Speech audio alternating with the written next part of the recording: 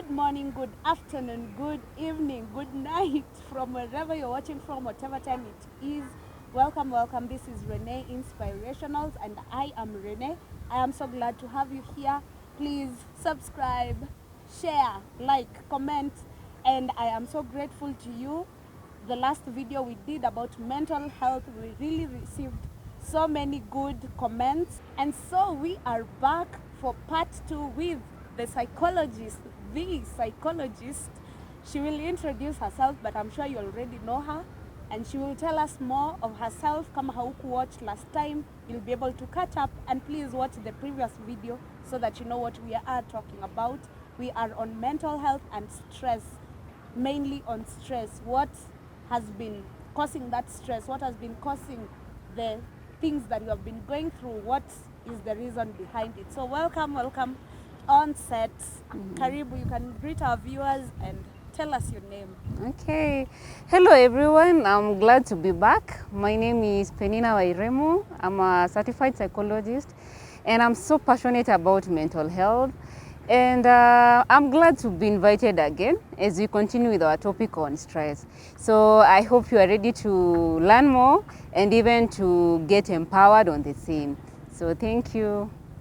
Yes, so thank you so much for the feedback to those who reached out to her. Thank you so much. And so today we are just going to go straight into our topic. Last time we tackled about symptoms of stress, and most of you said that you related to it.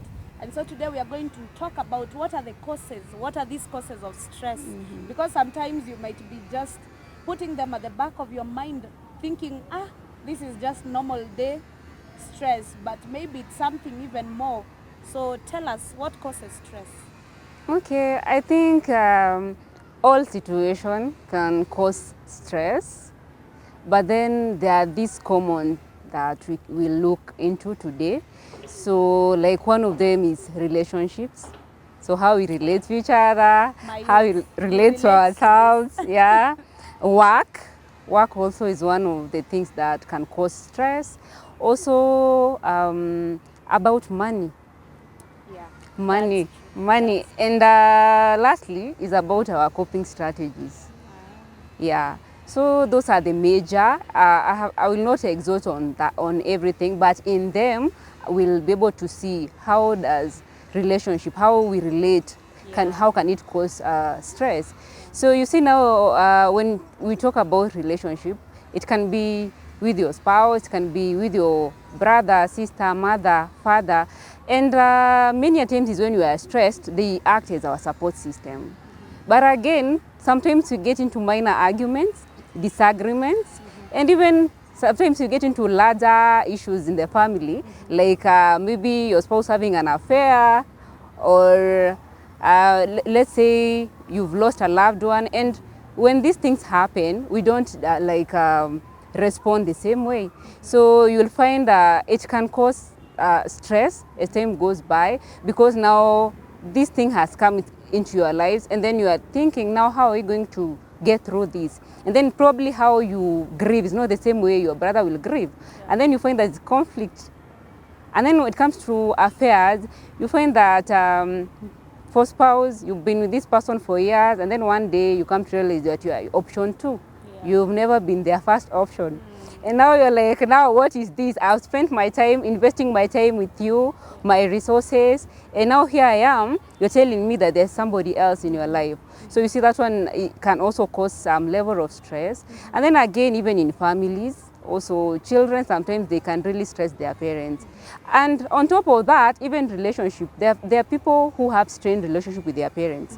And when you are living in the same house, these people, you found yourself in that family, never chose to be born there, but then you're not getting along. That can cause some level of stress, and also can impact how you relate. Yeah, so relationship are major causes of stress, is even in our times, because nowadays you find there are also blended families. You know, this person had a family, and then they split it up, or they separated, and then they remarried. And then now the person that is coming into their lives, also they were in another family. Now they are coming here as now it becomes a blended family. Remember, it is no, maybe the children are not from the same father, or from the same mother, and they need to get along. Also, those strained relationships are causing a lot of stress, but then that's how life is. Yeah, and maybe to ask, I've been thinking about especially relationships when it comes to boy-girl relationship, or maybe, mainly that, because you will come into one family and become one family after marriage. Is it advisable for someone who has faced maybe a traumatic, has faced traumatic experiences, past experiences, to come together with someone also who is also troubled from their past experiences? Is it advisable, or someone has to have healed, or someone, if I am the one who has come from a traumatic past experience, and then I should get into a relationship with someone who has never gone into it, who has never gotten into it, or something like that, what is advisable? I can't really say what it is or what should be done about it, but what I think is, when it comes to relationship and now love relationships, it's advisable for one to know what has been their struggles. Have they really healed from past traumas? Because again, even if we play a blind eye on this, you are coming into a relationship with this person, you're trying to build something. So if one of you is still stuck, there will be no progress, or they'll become a burden to this other person who is not even really understanding them. So I think self-awareness and getting to know where really am I at life, and am I really able to handle this, because again, relationship is a responsibility. So you don't just come there as a liability and then you think that the other person will make you heal. I think it's a personal responsibility. You first heal so that you can be able to now to handle this. But then if you've not healed, why not seek for help? Yeah, and also it's also good to walk this journey with a lot of curiosity, because many times is when you don't know, maybe you passed through something when you were still young and you're still carrying it into adulthood, and then now this relationship has come to you is when it's opening your eyes that, oh, there's a way I view men. Probably if you are raised in a family where you've been hearing your parents talking to each other rudely, or maybe your dad has not been respecting your mother, you'll be like, now men are trash, men are what? So you are going with that mentality into a relationship. So what do you think will make it work if that's the mentality you are going into a relationship with? You'll be like, men are trash, so you won't put any effort. And when you say that, when you put into your mind that men are trash, so you'll be attracting the same. Yeah. Wow. So sad, but it's a personal decision to really heal from whatever has happened, and then with God enabling you, you'll be able to make even a better family than you have been. So maybe we can go to the next point which you mentioned, then you can tell us, why is it a cause of stress? Money. Let's now look at money and how money is causing us stress. You remember, money and debts, all of those are some of the concerns that we have nowadays. Oh, it has been there, it's not new, but then it's one of the causes of stress. So when you don't have money and you really want to survive, you have bills to pay, you have a life to live, and nowadays everything is about money. You know, it's not like those stories we usually hear back in the time when people used to trade with goods. You exchange a good for a good, but right now it's money, and then you get that. So remember, also living in very interesting times. It's not easy when it comes to now economically. Cost of living has gone high, so people are really struggling out here. Even placing a plate of food on the table is not easy. So that is one of the causes of stress. So one is trying to make ends meet, and it is haikuji. Unatry haimake. Wewe ni mzazi fu umesubiria watoto wako hapo wanasubiri, they really school fees. And also investing. The people who have been planning to start a business, but then they're looking at the current economic situation and they're thinking, now where do I start? And then they'll need probably a lot of capital. And then again, for a new business to really catch up and start to bring in profits takes time. And I think since everything is about money, people are stressed. That's why we wake up every day looking forward to go and get money. So people are chasing after the bag. and as they're chasing after the bag, it's not that it's coming that easily. Yeah. So with all those challenges that comes with looking for money, people are getting stressed. Exactly. People getting into easy money, world coin. Yeah. Oh my God. People are looking for every kind of way to get money, but it never comes out so easily like Yeah. that. If it comes easy, then it will go away easy. And I think I was that one person who used to think, oh, money can't buy happiness and all. But when you're broke, then you get to realize it's not that money buys happiness, but there is some sort of joy that you get when you have money, because you're able to buy for yourself things, you're able to pay rent, you're independent. You don't need to get all these other things, asking people, but you can do them by yourself. And of course, it's not about putting money first, it's about putting God first. Then he's the one who gives money. So when he gives you money, it's not like it's something bad, because even the word of God says that the love of money is what is evil. So money itself is not bad. How you make it a priority too much, how you are obsessed about it or desperate about it, that's what makes it evil. So I think I really get that point, and I agree totally that truly ukikosa pesa stress huingia ukweli. Yeah. And I just pray that God will help us as young people, that will heal from it, that is going to provide ways in making money, legit money, so that we are able to sustain our families and ourselves, because at the end of it all, he owns everything, and he will give to us freely. So we can go maybe to the next one. Yeah, it's about work. Work nowadays, like you know, as the word of God inatuambia mwenye hafanyi kazi naye asifanye nini. Yeah, so working is part of our lives, but then again, when we don't strike a balance between our work life and this other part of our life, because as humans we are a whole. We have the part of us which is the psychological and emotional, and then we have the physical, and then we have the after the physical, we say the emotional, the physical, the spiritual, and now this economic. Now work, it falls under that. As much as you are looking for money and all that, sometimes you find that when you don't strike a balance, then there's part of our lives which is suffering. So if probably the work that you do really takes most of your time, that you don't get even time to interact, then you will find there's something missing. You might be having all the money, but then you're not happy. You know, and that feeling of unhappiness can cause you to be stressed, because you really want to belong. As humans, we want to belong, we want to be loved.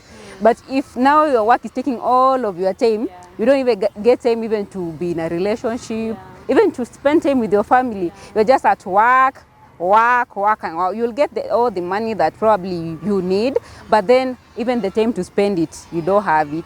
So at the end of it all, when this stress you get from work is not addressed, then you'll find that so many people are suffering from burnout. You know, they reach a point that they even resign their jobs. They reach a point of thinking of quitting, because this other part of their life is being affected. They cannot really relate. They cannot have time to do what? Self-care.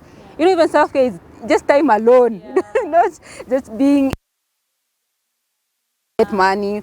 And then also taking care of your mental health. If you don't get the time to do so, you're just always at work after work, day in, day out, then it means there's that imbalance which can cause stress. Yeah, and I think it's so sad that people are looking forward to chasing the bag to a point that they can do any work, with even when the work requires for you to be in an unhealthy environment. And it's so sad that people wanavumilia tu kukua hapo just because I need this money, and I don't want to quit my job, because where will I get money from? And so you end up being stressed about it, and at the end of it, it affects your health.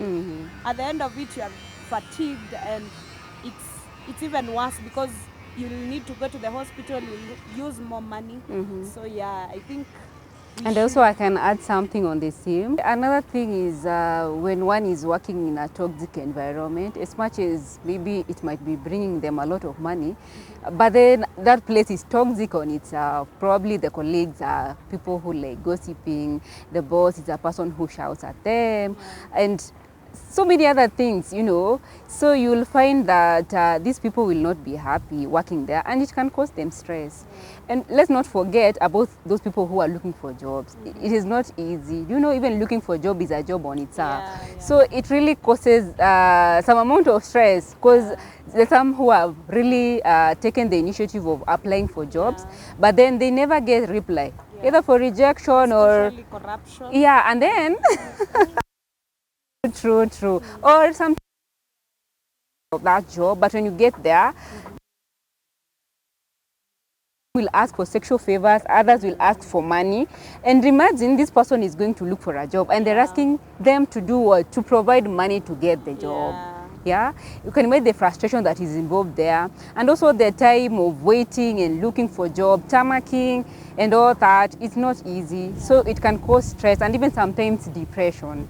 So if it is prolonged, yeah, so stress, it can come in so many ways when we are talking about work. So even joblessness has really caused so many people to go through stress. Yeah, that's true. I don't think I'll add anything else. Maybe you can go to the next point, then you can expound on it. Okay, the next thing is about coping strategies. As individuals, we cope differently to situations. So there are some people who will cope by thinking that going into drugs probably will do what will ease that, and there's some people who have been thinking that alcohol is the solution. But remember, something like alcohol, it only temporarily reduces that effect of stress, but in the long run, it increases even the severity of existing mental health illnesses. So you find this person, yes, is trying to cope, but at the same time, they are going into depression because alcohol depresses. So it's just for that short time, they think, oh, I think I've forgotten about my issue. But when that alcohol is out, like it is now, the hangover and all that is over, this person will go back to square one. The issue is still there. So as much as they took that drink, it never solved anything. Yeah, and there are some who take smoking. But remember, smoking causes anxiety. It increases anxiety. Even when you look at people who really do smoke, it's not like they are happy. They just smoke to forget whatever is happening at that moment, but their anxiety levels increases, and also stress. And there are these people also who use over-the-counter drugs. Oh, I think I'm having a headache, and they rush and do what? Buy a Panadol. That headache goes, but that's not the problem. Maybe there's an underlying issue that is causing them to have that headache. So if they continue to do that, it goes on and on until they kind of develop dependence. So when they get a headache, they'll rush to that Panadol, they'll rush to take that painkiller, but then the problem is still there. You see, so the coping strategies that we usually embrace really also matters, and there are some which can really cause us to enter into stress and also experience stress to some levels. Is sleeping a coping mechanism? Okay, yeah, a restful sleep, not just sleep.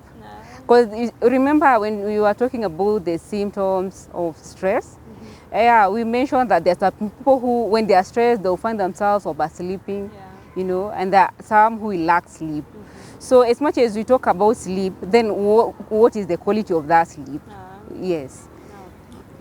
So until there, I think we have really enjoyed the session. And so maybe to the other question, let's say I have these symptoms of stress. I know what has caused it, but this problem is beyond me. I cannot even be able to solve it on my own. Like, how do I handle now that which is beyond me? Okay. I think there was a time I said that short-term and manageable stress levels, they truly help us to develop or to grow resilience. To do what? To be able to face the future challenges. We get motivated, even to act. But then when it becomes chronic and ongoing, then it can harm us. It can harm us physically, mentally, and even how we really interact with people. So now when it reaches that point that is chronic, there's nothing, and you've reached a point where now this thing is beyond me, now what to do? So I think the first thing to know is to realize or to recognize how are you really dealing with it at the moment? How are we dealing with our stress levels at the moment? Yeah. So this one will bring an understanding on how now or on what to change or on what to embrace so that you can get better moving forward. Because there's some people when they are stressed, they get to withdraw from people. You know, you'll ask yourself, do you withdraw from people? How do you react when you are stressed? Do you distract yourself? There are some people who will distract themselves by using alcohol, drugs. Others will keep busy. They just want to see themselves busy. Okay, and so maybe sometimes you're like, you feel something is beyond you, and maybe this stress iendelee over a long period of time. Like, what are some of the things that occurs? What are some of the effects that happen when this stress prolongs? Remember, when stress prolongs, now it becomes chronic. You can no longer say you're just stressed. It has become chronic because you try to manage it in your knowledge, with your knowledge. You've tried to do all those things that you think probably they'll help to ease your stress levels, but then it has prolonged. So when it has prolonged, you'll find some things will fall into thinking traps. We call them thinking traps. So some of these thinking traps is like, you'll find yourself, you're just jumping into conclusions. Sometimes you're just in a conversation with someone and then you're discussing about something, but simply because you've been in a stress mode or mode for a so long time, you'll just find yourself, you're just concluding, hiyo itakuwa tu hivi, you know, you don't even to think about it. You don't want to think about it because you've really passed through a lot, and then you've endured a lot to an extent you don't have any more energy now to think there is anything good that can come out of anything that you're doing or somebody else is suggesting. And then also it also limits how we see things, and that one we call tunnel vision. We're just seeing perspective like this. So you're ready to allow other people or even some new ideas to be brought up. You just want to focus on this way. This is what I know, and I know it is not working. It will not work. I've been like this for so long. I'm not getting jobs because, you know. So you're just having that perspective of everything. So you just find yourself, you're just kind of stagnated. You're just seeing things from one view. So when are coming even around you or some people are suggesting, you're like, you guys are talking about stories of Jabba, you know, how it happen. And then we tend to catastrophize. Find ourselves maximizing on the negatives and then we minimize on the positive. So as much as maybe you are going through that thing, good things that have happened, but you'll not see them. You'll just focus on this one thing that is not working out. I'm jobless, I'm not able to provide this, but then you are healthy, you're able to move around, you've not been in the hospital, you're not, you know, there's some things that are happening which are good, but then you'll not see them. You'll just be like, you see now, and then there's something else that usually comes with that, comparing yourself with your peers. You see, like my friends, they've really their lives, they are doing well. Me, I don't know what's happening. So you're just there stuck and seeing just the negative side of your life, and you're not even able to recognize that there are some positives which are happening. And I think it's so sad because at that moment you don't see anything positive, and for sure genuinely you're trying to see the positive side, but you're not seeing because your mind is so stressed and crowded. It's crowded with so many things, and especially if you have tried something for so long and it's not working, then you feel like it's you who is the problem, and so you don't see any way out. Even if people come and present opportunities, you know, especially if you're someone who has applied jobs for so long, it reaches a point you don't even have that motivation to even apply for jobs. True. Even when people send you job applications to apply for, you feel like it will just be the same way. Like I'll just be rejected, and I don't have to go through this, and it's so sad. So how can we manage it? Because you have realized that this is something that has taken so long, but how do I manage it to make so that I am able to overcome this situation? Okay. When it comes to managing the stress, it's already there or you've been in it for long, then how to go about it? I think the very first step is to now recognize how have you been dealing with your stress. Are you this kind of a person who withdraws when you are stressed? Are you this kind of a person who looks for a distraction, like you just want to keep yourself busy, or you go into drugs, or you just do something as long as you're busy, you're not thinking about that stressful issue, you're just busy. That's your way of coping. And then sometimes you will find there's some people who will avoid sick or stressed. You not just I'm not stressed, I'm not stressed, you know, you're trying to convince yourself, but the reality is that you are. But then that's your way of coping. So recognizing how currently you're coping with stressful situations, then it will be a step forward to understand how you will better do it. Okay, so maybe I'll give an example of myself.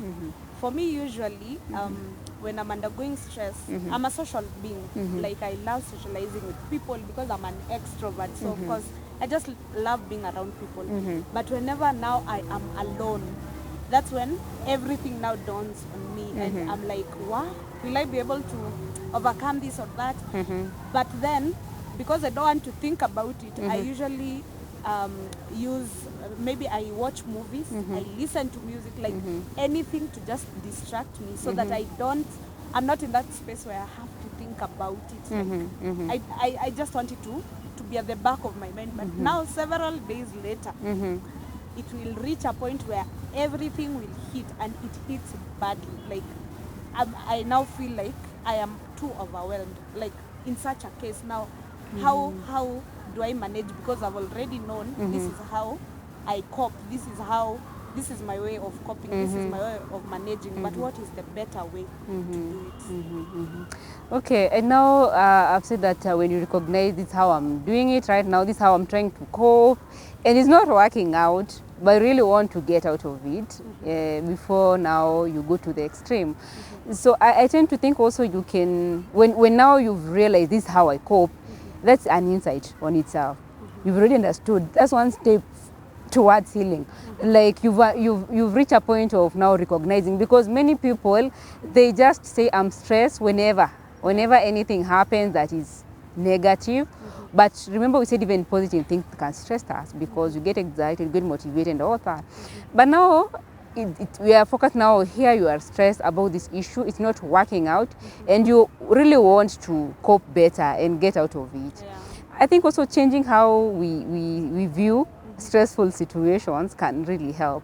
You know, maybe you cannot be able to change your current circumstance, but then how you perceive it really matters. Because if you see it as a very dire end, like this one will not work out, this is my end, I cannot do it, you know, and then there's somebody else who's passing through the same, but they are saying, I know I'll be able to get out of it, I know I'll overcome this. So as much as you're trying to cope, what is your perspective of the whole situation? How are you seeing it? Because it all begins hapa kwa mind. If your brain convinces you that this is something that is catastrophic, like it will not work out, this is my dead end, then that's how everything about you, everything around you, because what we think is what we do. Yeah. So if you think that your situation is beyond hand or you cannot do anything about it, then it becomes like that. So changing how you look at it also can really help, and also accepting those feelings. Yeah, accepting that I'm feeling down, I'm desperate, I'm frustrated, I'm confused, and I truly need help. You know, many times when we don't reach that point that I need help, we get frustrated, disappointed, angry, confused, and then that's where now tunasimama. I'm like, now that's me. Yeah, I'm stressed, I'm frustrated, yeah. But then we don't get to that point now, I need help. I need help. Crying out for help is not a sign of weakness. Yeah, so when you do so, you're showing strength because you want to get out of this. And that's why we usually advise people on having a support system. So who are your support system? Who do you lean or who do you run to whenever you feel you are at a corner when you can't do anything about it? So I think also having a support system is very helpful. How we view our situation also, it influences how we'll experience it. So if something that's beyond, that is catastrophic, I mean, this thing will not work out, this thing is dead end, then that's how it will be. But if you there's something overcome with time, then you'll ace that point of getting stressed. So you won't be that much stressed. And then the causes, what are the underlying issues to this problem? Yeah, when you identify that, then you can be able to group them to something, to those that you can solve with solutions, and then those that will get better with the time, and those that are beyond your control.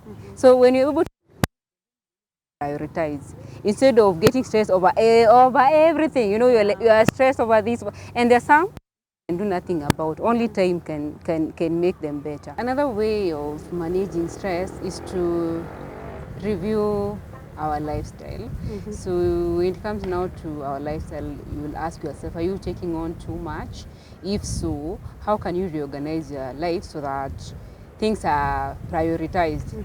This also can help to reduce the point of you getting stressed, because as I had said earlier, you find yourself, you have so many responsibilities that you get overwhelmed. Yeah. So and when you get overwhelmed, this is where you will start to experience fatigue. And then when fatigue kicks in, it means you'll not be able to sleep well, or you're not getting enough sleep because you have so much to do. Yeah. So it is good to for one to reorganize themselves, reorganize their life. See, just look at how is their life currently and what can they change about it. Yeah, and then something else is to also exercise, because usually say you don't need to run, do all those vigorous exercises for you to be fit or to be okay. But even a simple act of going out for a fresh air is so good. And also maybe taking a walk is so refreshing. Yeah. Another thing is to eat healthy foods. Many times is when we eat, we forget to feed ourselves well. You can be eating, but then what are you eating? So we become what we eat.